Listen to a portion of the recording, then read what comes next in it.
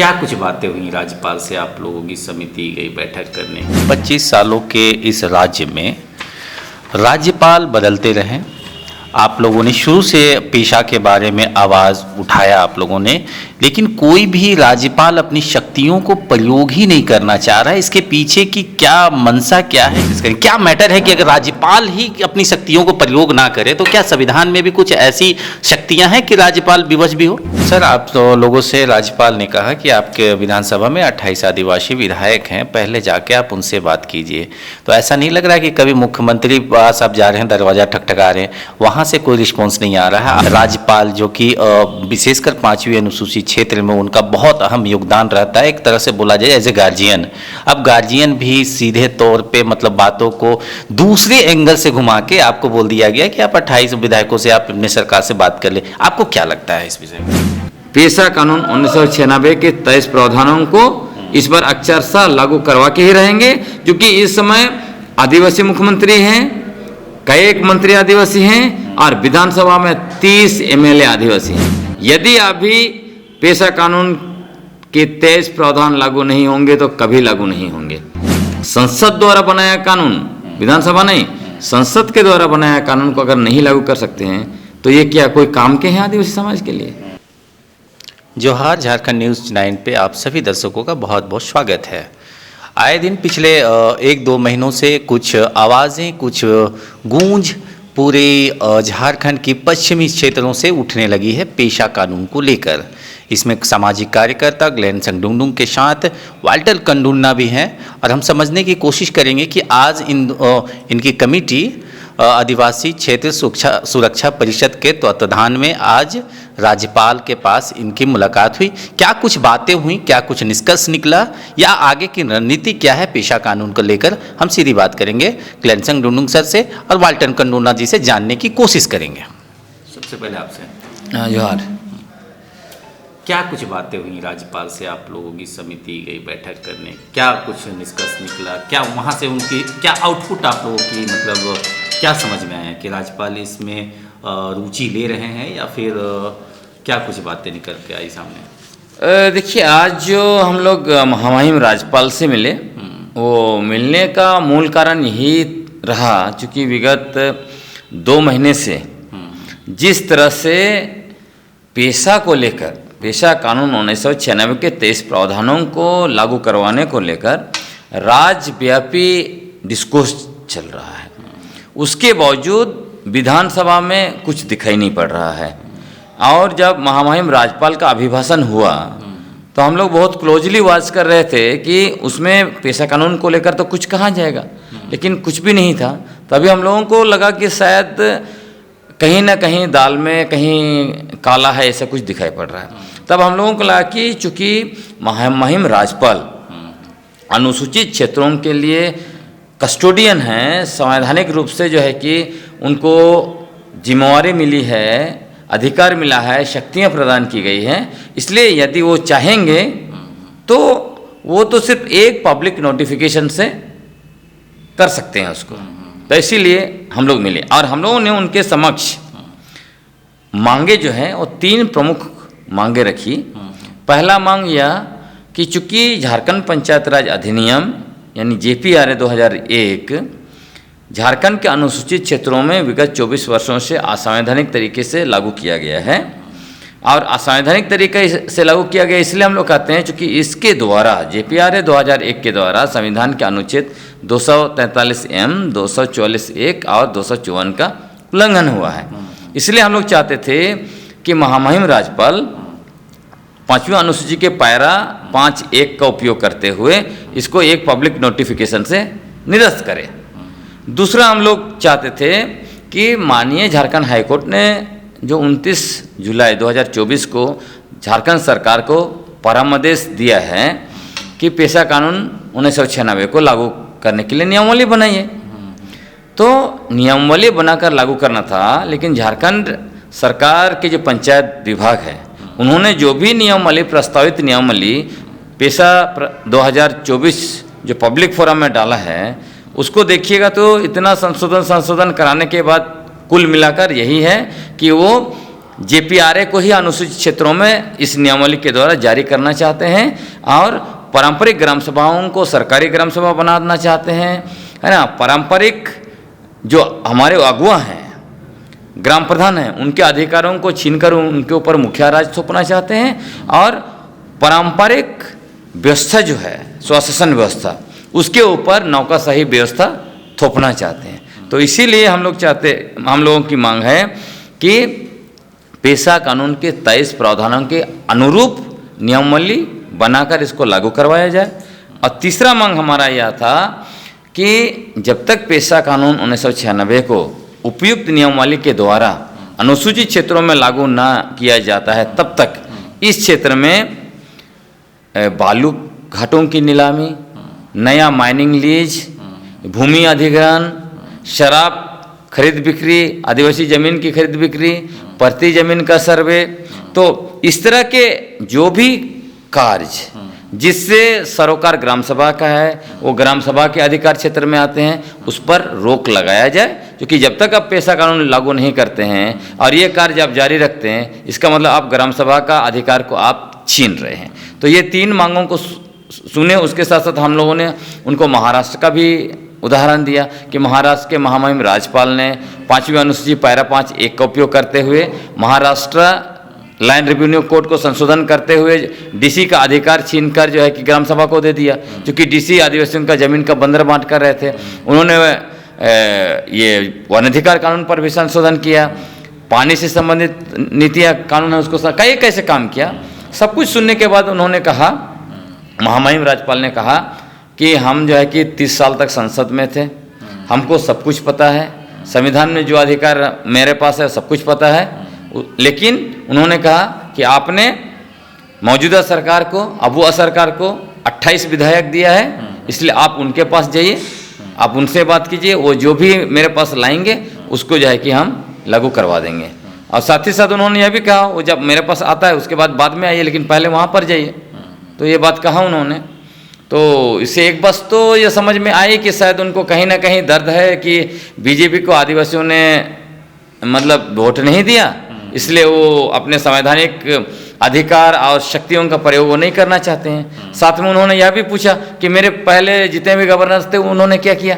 तब हमने कहा कि उन्होंने कुछ नहीं किया, इसीलिए आपके पास आए हैं। लेकिन जितना भी चीज़ें हम लोगों ने रखा वो उसको सुनने के लिए तैयार नहीं थे। मतलब कुल मिलाकर तैयार नहीं, कहने का मतलब कि वो अपने अधिकारों का और शक्तियों का प्रयोग करके चीज़ों को ठीक करने के लिए वो तैयार ही नहीं थे। उनका सिर्फ एक ही बात था कि आप जो है कि वोट उनको दिए हैं इसलिए उनके पास चाहिए।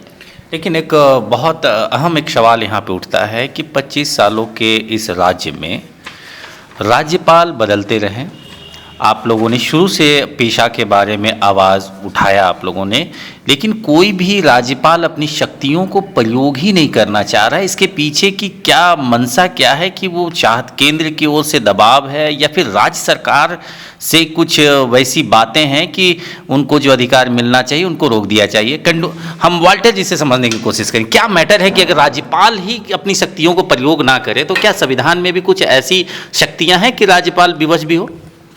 जोहार, ये तो बड़ा सवाल तो वाजिब है, लेकिन ये जनरली जो देखा गया है, राज्यपालों ने अपने अधिकारों का उपयोग करने से, सही उपयोग करने से बचते रहे हैं। ये और विशेष करके आदिवासी मामलों को लेकर के ये बहुत बड़ा दुर्भाग्य है।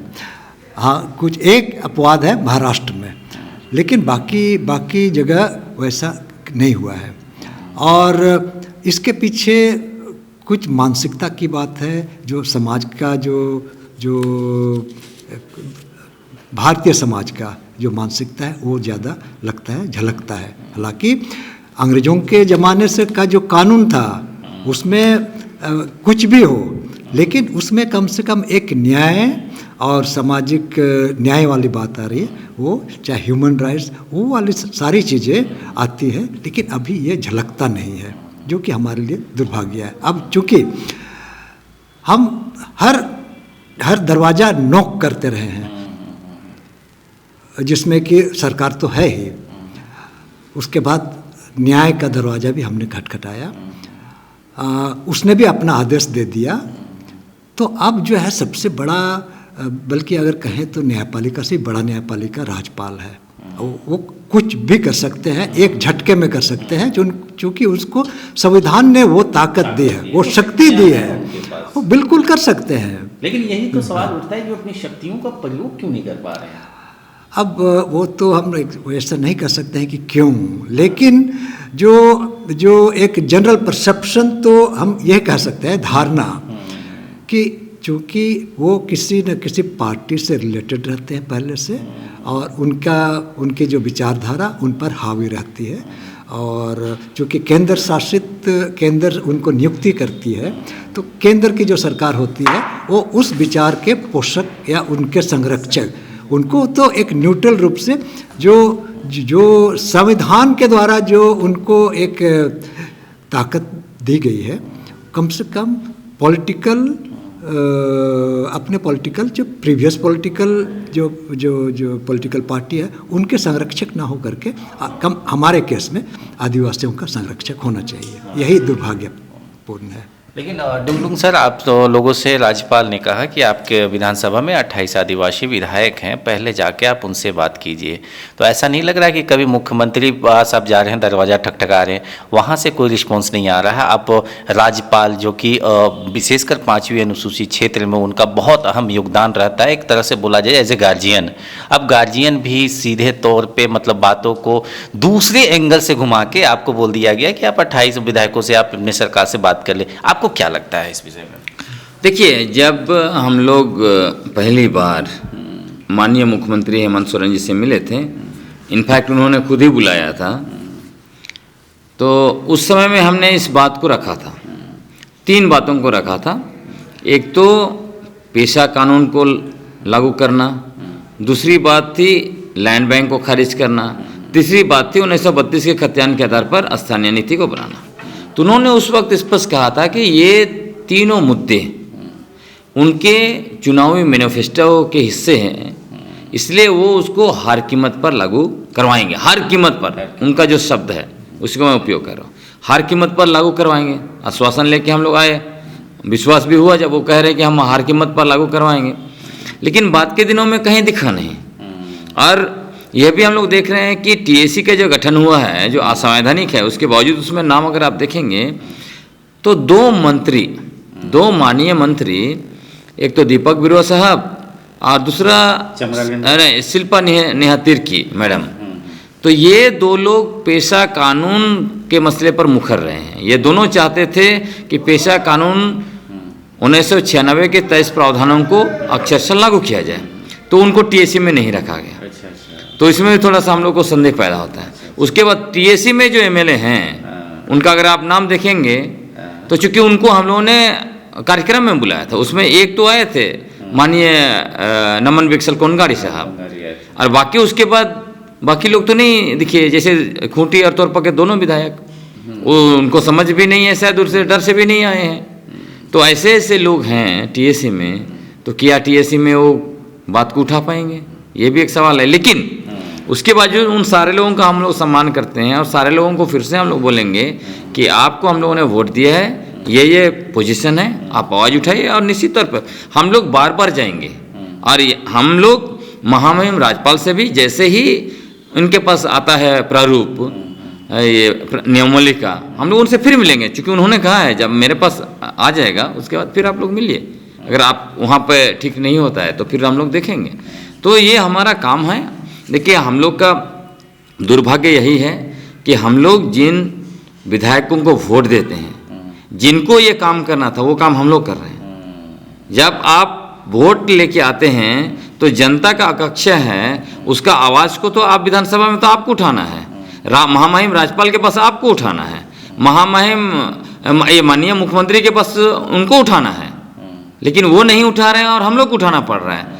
तो आप जनता तय करेगी, हम लोग जनता के पास भी जा रहे हैं, आप देख ही रहे हैं। 11 तारीख को हम लोग की बहुत बड़ी सभा है खूंटी कोर्ट ग्राउंड में, इसके अलावा भी उससे पहले छोटी छोटी सभाएं अलग अलग जगहों पर। उसके बाद जो है कि पुराना विधानसभा में हम लोग 24 तारीख को बैठ रहे हैं, फिर 21 तारीख को 19 से लेकर 21 तारीख तक पदयात्रा डोमारी बुरू से आएगी और विधानसभा घेरा जाएगा, उसमें भी हम लोग शामिल होंगे, उनको समर्थन कर रहे हैं। उलगुलान झारखंड उलगुलान संघ की तरफ से किया जा रहा है। उसके बाद इसके बाद भी अगर कुछ नहीं होता है, सरकार नहीं सुनती है और गलत मतलब जो नियमावली बनाया गया है जो पेशा कानून 1996 के अनुरूप नहीं है, उसी असंगत नियमावली को अगर लागू करके उसी के द्वारा JPRA को ही निरंतर किया जाए रखा जाएगा तो 30 तारीख को राजधानी में मोराबादी में लाखों की संख्या में लोग जुटेंगे। उसके बाद ये निरंतर उलगुलान चलेगा, क्योंकि हम लोग पेशा कानून 1996 के 23 प्रावधानों को इस बार अक्षरशः लागू करवा के ही रहेंगे, क्योंकि इस समय आदिवासी मुख्यमंत्री हैं, कई एक मंत्री आदिवासी हैं और विधानसभा में 30 MLA आदिवासी हैं। यदि अभी पेशा कानून के 23 प्रावधान लागू नहीं होंगे तो कभी लागू नहीं होंगे। और आप सोचिए, इनको कानून नहीं बनाना है, कानून 1996 में बन चुका। आज अगर हम लोग कानून बनाने के लिए बोलते तो इनकी कितनी तकलीफ होती। जब नियमावली लगा के नियमावली बना के एक उपयुक्त नियमावली के द्वारा संसद द्वारा बनाया कानून, विधानसभा नहीं संसद के द्वारा बनाया कानून को अगर नहीं लागू कर सकते हैं तो ये क्या कोई काम के हैं आदिवासी समाज के लिए? ये मूल सवाल है। चलिए, अभी आप सुन रहे थे और विभिन्न मुद्दों पे अपने विचार रखें ग्लेन संगडुंगडुंग और साथ में थे वाल्टर कंडुलना। पेशा कानून को लेकर हर तरफ चर्चाएं बनी हुई है। अब देखना क्या होगा कि सरकार इस पे अपना प्रतिक्रिया क्या देती है। और लगातार मार्च के महीनों में इनकी कार्यक्रम है पेशा कानून को लेकर। हम नए अपडेट के साथ आपसे मिलते रहेंगे और नए ताज़ा खबरों की जानकारी के लिए आप हमारे चैनल झारखंड न्यूज़ 9 पर बने रहिए। शुक्रिया, जोहार।